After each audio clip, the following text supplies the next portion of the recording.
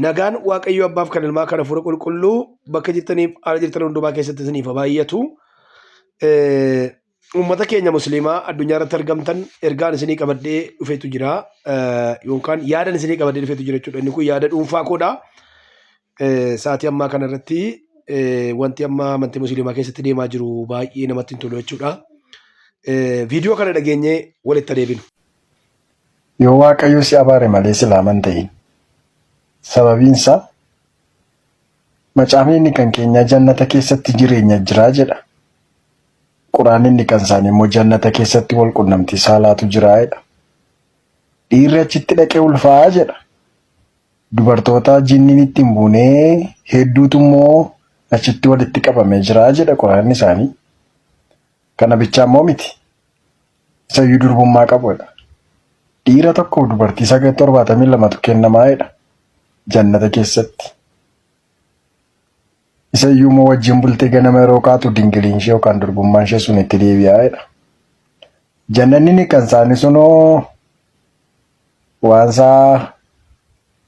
wanta itti wajjinii gargar ba'uun jaallatu waan ta'eef isin naxxanii hin ulfaayinaati warri dhiiraa. Warri durbaa immoo dhaxxanii dhagna keessan dhagna kan ta'an hin godhiinaati. Yoo Waaqayyo isin abaare malee gara amantii kanaatti hin deemine. Erga macaafa isaanii, quraana isaanii, hadiisa isaanii dubbisuu jalqabe akkamittiin akka kanaan dura ilaalcha isaaniif qabaachaa ture deebii ofitti gaabbaa jiru dhaloota koo keessatti gaabbii hin beeku. Yoo ulfaa'uun barbaadatte isin immoo dhaqiitu ulfaa'i. Maalla garshee kan guddifatuusi. Jannanni kan keenya jireenya baata. Kiristaanaa waan hin ta'eef amantii Musliimaa arrabsee amantii kana namoota fudhachiisuudhaaf wannoon qabu jechuudha.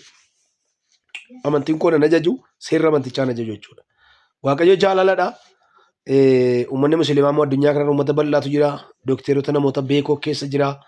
Amantiin kun akka xiqqaatu, amantiin kun akka gadi ilaalamu, amantiin kun akka namoonni akka isaan arrabsoo garaagaraa kallattii garaagaraatiin amantii kana arrabsaniif illee carraa guddaa banaa kan jiru garee shaadaa jettanii beekamtii masgiidota gurguddaatiin haa ta'u beekamtii sana qabaatanii hin qabaatanii addunyaa irratti hojii isaan onlaayinii hojjenna jedhanii uummata burjaajessaa jiran waan baay'ee uummata kana saalfachiisu uummata Musliimaa qaanfachiisudha ta'aa jira jechuudha. Hojii isaan hojjetan baaliiwwansa kun akkas ta'aa jira waan ta'eef uummanni Musliimaa obboloonni keenya namoota gurguddaa namoota achi keessatti jaallannu uummata sana hordofaa jiran baay'een jaalladha akka kootti garee shaadaa jedhamu kana diiguudhaan waaqeffannaa keessan akka quraanni jedhutti quraanni garee shaadaa ijaaraa akkas godhaa kan jedhu jiradhee yaaduni garee kana diiguudhaan beekamtii abbootii amantii kanaatiin gareen kun diigamee amantiin kun nagaatti karaa nagaadhaan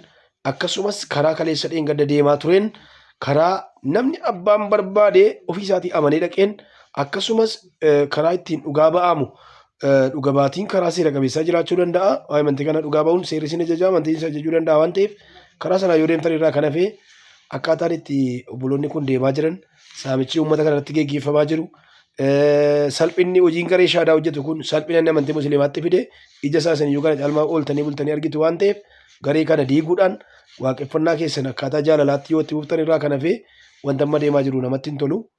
Waan isin mufachiises keessatti yoo jiraate dhiifama naa godha. Wantichi waan namatti hin tolledha waan ta'eef gara kanaan kana dubbachuu dhufe akka nama amantii tokkotti kana dubbachuun immoo narraa eegama. Saba bal'aatu waaqeffataa amantii kana keessa jira jechuudha. Sabni kun saba jaalalaati. Saba yoo beela'e walii birmatu namaa birmatudha.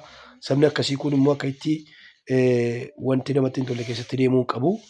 Galatooma Waaqayyo isin eebbisu eebbifamaa waan balleessuu jiraate dhiifama naa godha jechuun barbaada. Eebbifamaa.